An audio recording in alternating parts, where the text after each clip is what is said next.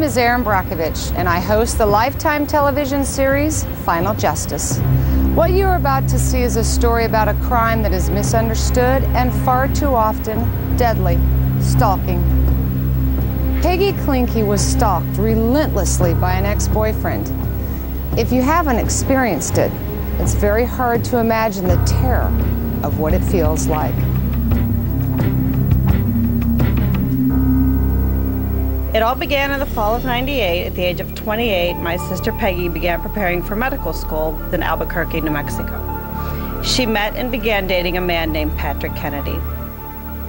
You know, in the beginning, it seemed like a very fine relationship to me. They were dating, doing dating things, going to movies, but I noticed a switch in Peggy's personality. I just knew something wasn't right with my sister, and I wasn't sure why. Peggy and Patrick's relationship lasted about 3 years altogether. In March of 2002, Peggy cut all ties with him. From the day she left him, he began stalking her. Calling her on her cell phone, begging her to come back, threatening her. He waited outside of her work. He waited outside of her gym, just watching her till it was a sort of a sign to let you know that I'm there and I'm watching her every move. He wanted her back in his life, and until he did, you know, he was just going to persist with this. At one point, Peggy had called me in the afternoon and said, "You'll never believe this. Patrick jumped out of the bushes at work with a dozen roses and a wedding ring and asked me to marry him." And Peggy said, "I walked right by him, I got in my car and drove away." Peggy was very, very strong and very determined to shake this man from her life. And the more she ignored him, the angrier he got. Then he progressed to paperwork. He made a really nice 8.5 by 11 flyer with a photo of my sister on it, wrote all sorts of incredible obscenities about her, and put her cell phone number on it, and distributed it where she had her nails done, where she had her hair cut, where her gym was, where she worked. She took the flyer to the police and showed them that, but there was nothing they can do. It was only a flyer. But I think at that point, you know, we were still thinking that he was just playing a game. We didn't think it would escalate. And then he took greater steps because she wasn't reacting. That June, our family gathered in Orlando, Florida for my brother's wedding. Peggy brought a new man she had begun dating, Mark Sparks. Patrick knew that we would all be in Florida for this wedding. And he had flown to my mother's house in Poland, Ohio, and on her white garage doors with black spray paint, he sprayed "PK is a whore" on the doors. Patrick then returned to Albuquerque to set fire to Mark's house. I noticed I had about 8 messages on my cell phone, and I knew something was wrong. So I listened to the messages. My neighbor, my mother, the police, the fire department were all calling and saying that my house was on fire. Right away, Peggy knew that Patrick had done this. Peggy and Mark were going from hotel to hotel because they had nowhere to live because Mark's house was set on fire.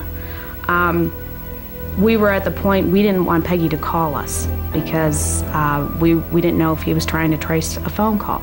We didn't want him to find out Peggy's whereabouts. Peggy, it seemed for a while, was just in hiding. Everything that Patrick did to Peggy, Peggy went and reported it to the police. She was getting very, very, very agitated with them because nothing was being done to stop this man from harassing her. Patrick's behavior was escalating, and Peggy got a restraining order. She went to the police and filed for stalking charges. The trial was delayed for several months. Nothing was being done. It was extremely frustrating, and in a time where you're being hunted by somebody and you feel more victimized by going through the system to protect yourself, then what good is it? And I remember Peggy coming home having a binder of probably 200-300 pages in it of just everything she had documented. Peggy did all the footwork. Peggy did everything. She did everything right, but nobody would help her. Why? I don't know the answer to that. And at this point, Peggy asked the DA, "Will it take a bullet to my head for you to do something about this?" With Patrick's behavior escalating, we just felt like, at least temporarily, let's get you out of here. Let's wait for this stalking trial to come up and by that time we can determine whether it's safe for you to move back home. Peggy soon left for Turlock, California to begin a new life. She did everything she could to leave no trace or trail to protect herself. 6 days before her stalking trial was to happen, Patrick found Peggy after months of searching. So how did this happen? After paying a private investigator for information, Peggy's stalker drove to the Albuquerque airport, checked a handgun and a hunting rifle at the airline counter, and flew to San Jose, California. He retrieved his bag with his weapons, rented a car, and arrived at her neighborhood. He posed as a private investigator, approached a delivery driver who recognized her photo, and gave him her exact address. He caught up with her on her way out of the house early Saturday morning. He duct taped her hands together, he choked her, and he beat her. He beat her so severely with his gun that her blonde hair turned bright red. Despite all of this, Peggy managed to break free and flee to a neighbor's apartment where she was able to call 911. 911 emergency. I have a stalker and he's here to kill me. He's already beat me up and taped me. He's in my house. 1410, number 118. Here's what he says. Who's there? Patrick Kennedy. He's beating me up with a gun. He's trying to break it now. Does he have a gun right now? He already beat my head. If you don't get here, he's going to kill both of us.